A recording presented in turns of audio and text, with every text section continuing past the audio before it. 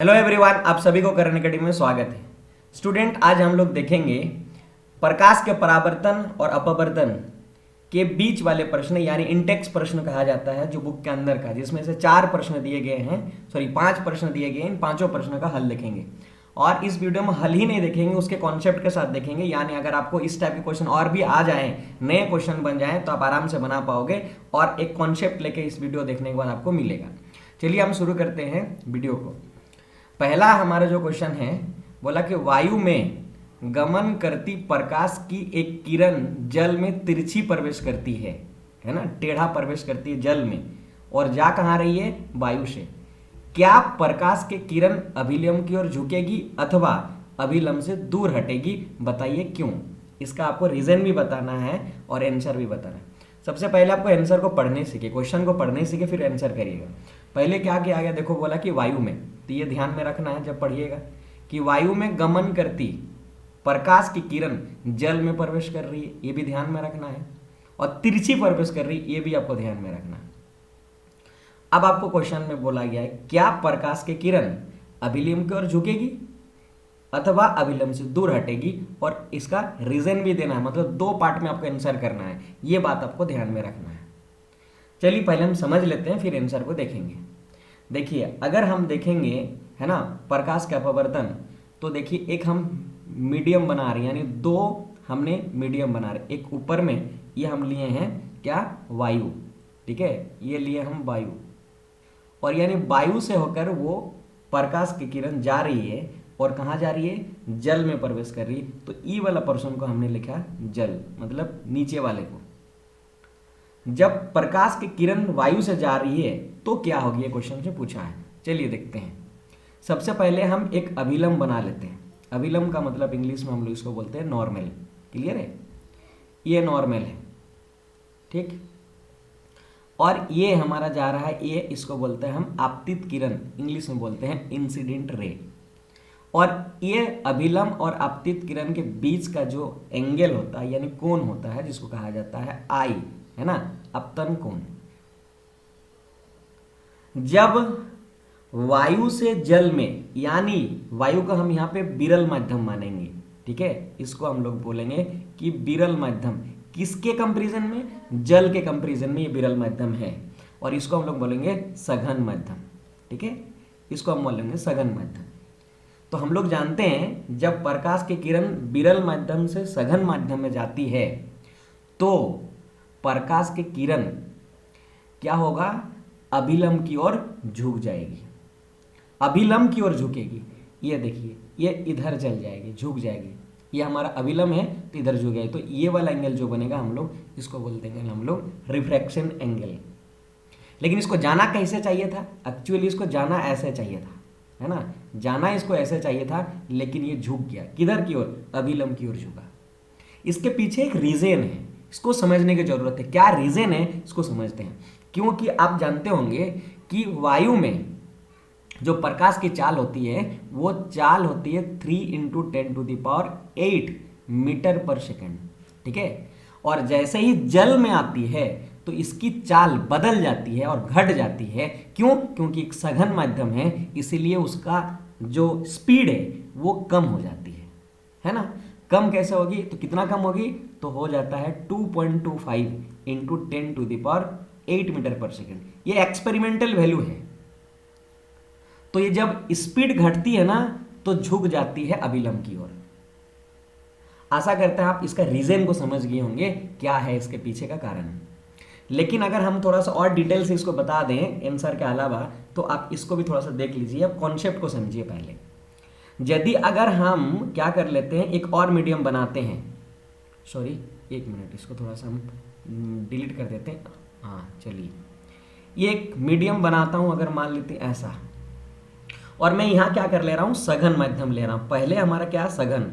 और इस सघन के जगह आपका हो सकता है जल, हो सकता है आपका ग्लास यानी कांच, और इधर ले रहा हूँ वायु। ठीक है, इसका मतलब अब की बार हमारा जो हो रहा है वो सघन माध्यम से विरल माध्यम में प्रवेश करे, तो क्या होगा? ये भी तो क्वेश्चन हो सकता है। चलिए पहले हम क्या कर लेंगे, एक नॉर्मल बना लेंगे, जिसको हम लोग बोलते हैं हिंदी में अभिलंब, इंग्लिश में बोलते हैं नॉर्मल। ठीक है। और ये आपतित किरण को इधर से हम पास कराते हैं, तो ये आपतित किरण यहाँ से आएगी और यहाँ पे जो हमारा कोण बनेगी उसको हम लोग आपतन कोण, जिसको हम लोग सूचित करते हैं आई से। ये जब देखो दोस्त कि सघन माध्यम से जब वायु में यानी विरल माध्यम में आएगी, सघन माध्यम से विरल माध्यम में आएगी, तो ये एक्चुअली इसको ऐसे पास कर जाना चाहिए था, ऐसे मतलब गमन करना चाहिए था सीधा। बट हो क्या जाएगा पता है, ये क्या कर जाएगा, मुड़ जाएगा इधर, मतलब इधर अभिलंब से दूर भागेगी, अभिलंब से दूर हटेगी। ये वाला रीजन को समझो। इसका रीजन फिर वही, क्योंकि यहाँ पे स्पीड जो है ना, प्रकाश की चाल है वो, यहाँ पे सघन माध्यम अगर मान लेते हम ग्लास, तो ग्लास मतलब कांच, तो उसका अगर देखें तो उसका जो ये होता है स्पीड, वो होता है 2 × 10⁸ मीटर पर सेकेंड, ठीक है। और जैसे वायु हमने विरल माध्यम माना, तो वहाँ पे क्या हो जाएगा, उसकी स्पीड हमारा हो जाता है 3 × 10⁸ मीटर पर सेकेंड।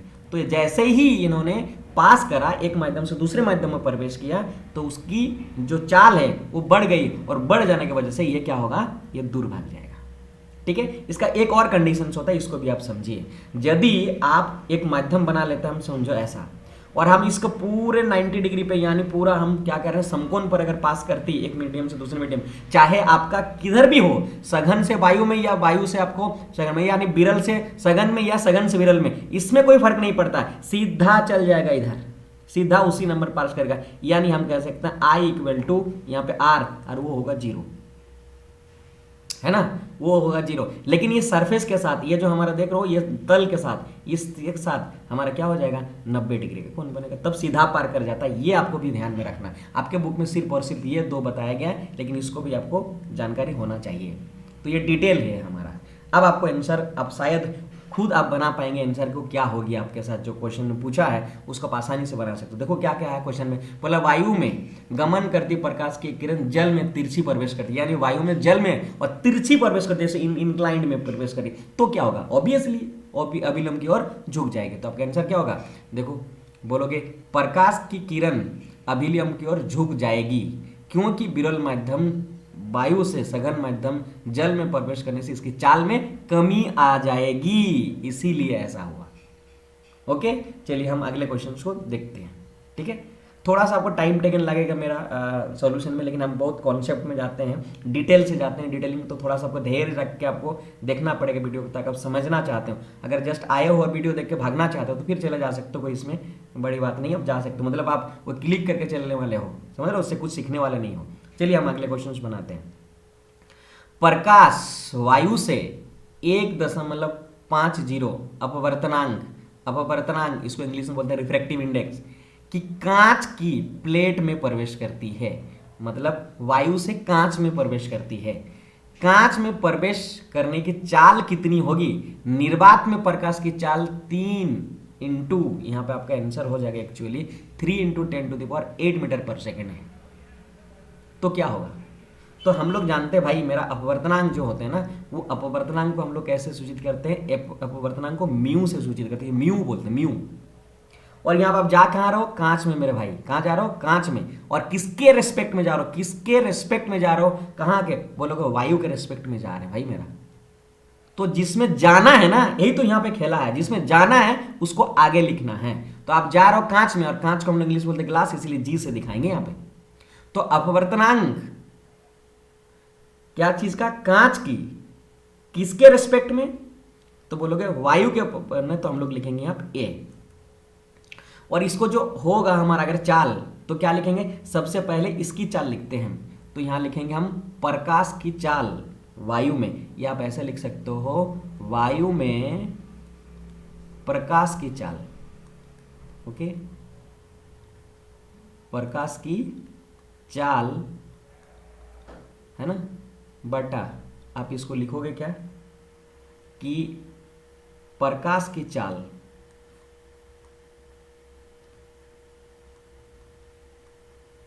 कांच में, ठीक है, इसमें कांच में। अब देख लो, हम इसको लिखा हुआ देखो क्वेश्चन में दिया गया, अपवर्तनांक दिया मेरे भाई 1.50, अपवर्तनांक मतलब म्यू का मान दिया गया है, तो इसके बदले में क्या लिखोगे 1.50। और आप जानते हो प्रकाश की चाल दे दिया है निर्वात में कितने, 3 × 10⁸ पर मीटर सेकेंड, तो आप इसको लिख लो। और नीचे में आप मान लो कि हमारे प्रकाश की चाल है ना वो भी कांच में, तो हम मान लेते हैं स्पीड को भी से सूचित किया जाता है, तो भी लिखा, और किसमें, कांच में, तो मैंने बोला कि गिलास। चलो इसको हम सॉल्यूशन करते हैं। ये फिट हो गया हमारे फॉर्मूला के अंदर में। एक बार फिट करने जितना समय लगता है बाकी सारे आपके आंसर आसानी से आ जाएगा। इसको फिट करते हैं तो इसको हम हटाते हैं, दशमलव को हटाएंगे तो क्या हो जाएगा 150 बटा, ये देखो दशमलव के बदले में 1 लिखेंगे और दशमलव के बाद राइट साइड में 2 है तो इधर 2 जीरो आप पुट कर दोगे नीचे में, इक्वल टू क्या हो जाएगा 3 × 10⁸ बटा आप लिखोगे VG मेरे भाई। ठीक है, अब आप इसको क्या करो, काटो। अगर आप काटते हो तो क्या मिलेगा, 1 0 1 0 कैंसिल हो गया। ठीक है, अब 5 से काट सकते हैं तो 5 × 3 15 होता है, 5 × 2 10 होता है। ठीक है, अब हम लोग यहाँ पे क्या करेंगे, क्रॉस मल्टीप्लीकेशन करेंगे। ठीक है, यानी वज्र गुणन बोलते हैं जिसको। ठीक है, तो यहाँ पे आपको क्या मिल जाएगा 3 × VG इक्वल टू, ये हमारे इधर चला जाएगा तो 2 × 3 × ये 10⁸ 8। चलिए मैं इधर जगह नहीं मिलता मेरे पास, तो यहाँ पे हम आपको सॉल्व करते हैं। तो यहाँ से अगर आप VG निकालोगे तो 3 यहाँ पे गुना के फॉर्म में, उधर जाएगा तो विभाजित हो जाएगा। तो हमारे यहाँ पे 2 × 3 × 10⁸ बटा आपका क्या हो जाएगा हमारे पास यहाँ पे 3। देखो मेरे भाई ऐसा वैल्यू ही बनाया गया क्वेश्चंस में, ये 3 और 3 काट जाएगा तो आपके आंसर क्या हो जाएंगे भाई 2 × 10⁸, और ये स्पीड होता है इसलिए इसका मीटर पर सेकंड। यानी हम कह सकते हैं कांच में जो चाल होगी भाई मेरा वो कितनी होगी, तो बोलोगे भाई मेरा 2 × 10⁸ मीटर प्रति सेकंड। ठीक है, आशा करते हैं हम समझ गए। अगर ऐसा क्वेश्चन आपको बनता है तो आप आसानी से बना, यहीं पे खेला है मेरे भाई, इसको समझने की जरूरत है ना। जैसे हमने आपको बताया कि कहाँ पे प्रवेश कर रही तो उसको आगे लिखोगे, और कहाँ से जा रही है तो यहाँ एयर से जा रही है, वायु से, तो आप यहाँ लिखोगे, और जब लिखोगे इधर फॉर्मूला तो इसका पहले यहाँ लिखोगे। यानी जिसका रिस्पेक्ट में बनाया जाता है उसको पहले लिखा जाता है, जिसका निकाला जाएगा उसको नीचे लिखा जाएगा। जैसे कि एग्जाम्पल और ले लेते हैं हम लोग, आपको क्लियर हो जाएगा। जैसे मान लेते हैं हम कह रहे हैं कि आपको निकालो अपवर्तनांक, क्या चीज़ का, हम कह रहे हैं जल का। ठीक है, बोला कि ग्लास से जा रहा जल, तो ग्लास को यहाँ लिखेंगे, ग्लास से जा रहा जल को। अब जब लिखेंगे ना तो स्पीड किसका होगा, ग्लास का, ऊपर में और नीचे में होगा जल का, स्पीड वाटर का। बस समझ में आया, इस तरह से बनाया जाता है। कोई भी क्वेश्चन अगर ऐसे तरह से आए तो आप शायद आशा करते हैं आप बना पाओगे। चलिए मैं अगला क्वेश्चन देखता हूँ, अगला क्वेश्चन क्या कह रहा है। अगला क्वेश्चन है मेरे भाई यहाँ पे, सारणी से अधिकतम प्रकाशिक घनत्व के माध्यम को ज्ञात कीजिए, न्यूनतम प्रकाशिक घनत्व के माध्यम को भी ज्ञात कीजिए। तो अगर आप देखेंगे इसके बुक में एक सारणी दिया गया, टेबल बनाया गया, उस टेबल में दिया गया है, उस टेबल में ये दिया गया है जो सबसे ज्यादा किसका होता है, वो आपका प्रकाशिक घनत्व है ना। प्रकाशिक घनत्व किसका होता है, तो प्रकाशिक घनत्व सबसे कम अगर देखेंगे तो वायु का होता है। ठीक है, सबसे कम होती है वायु, इसको हम लोग वैक्यूम भी कहते हैं। क्या कहते हैं, वैक्यूम इंग्लिश में कह सकते हैं। और अधिकतम जो होता है ना भाई, वो हमारा क्या होता है, अपवर्तनांक, वो हीरा का होता है सबसे ज्यादा। ठीक है, तो बस इस टेबल आपको याद रखना तभी आंसर कर पाएंगे। मैंने यहाँ पे आपको आंसर किया हूँ, आप देख सकते हो यहाँ पे आंसर में लिखा गया है कि अधिकतम प्रकाशिक घनत्व का माध्यम है हीरा। देखो सबसे पहले क्वेश्चन बनता भाई मेरा बहुत इंपॉर्टेंट है, हीरा, क्योंकि इसका अपवर्तनांक सबसे अधिक होती है 2.42, यानी जिसका ज्यादा अपवर्तनांक होगी वो उतना ज्यादा घनत्व होगा। और प्रकाशिक घनत्व ऐसे घनत्व नहीं, नॉर्मल घनत्व जब हम लोग पढ़ते हैं घनत्व वाला, वो नहीं, प्रकाशिक घनत्व जो वो सबसे ज्यादा होगी जब कब, जब वो जितना ज्यादा प्रकाशिक घनत्व होगी उसका उतना ज्यादा अपवर्तनांक होगी। और सबसे कम अगर होता है वो वायु का होता है। ठीक है, क्या चीज का होता है, वायु का, याद रखना है। सबसे ज्यादा हीरा का, सबसे कम वायु का। तो ये 1.003 ये परफेक्ट वैल्यू है, एक्सपेरिमेंटल वैल्यू है, आपको याद करनी ही पड़ेगी टेबल से।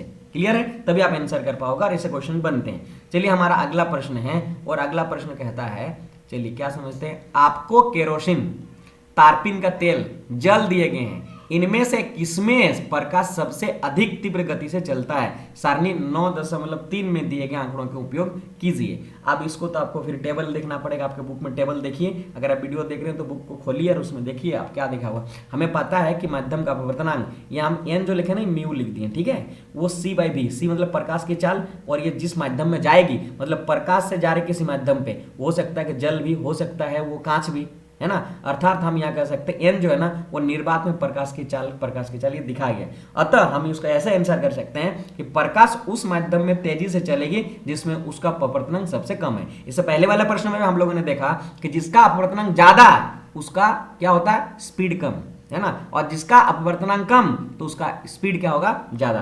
तो यहाँ पे हम क्या कर सकते हैं कि यहाँ पे देख लेंगे कि किसका ज़्यादा है। तो आप उस टेबल को देखेंगे तो आपको देखने को मिलेगा क्या कि प्रकाश उस माध्यम से तेजी से चलेगा जिसमें अपवर्तनांक सबसे कम है, और इन तीनों जल का अपवर्तनांक सबसे कम है, और इन तीनों में से केरोसिन, तारपीन और जल में से सबसे कम अपवर्तनांक है जल का, इसीलिए यह प्रकाश की चाल सबसे अधिक तीव्र होगी जल में। ठीक है, तो आपको आंसर दे देना है कि जल में सबसे अधिक तीव्र होगी, क्योंकि जल का अपवर्तनांक सबसे कम है।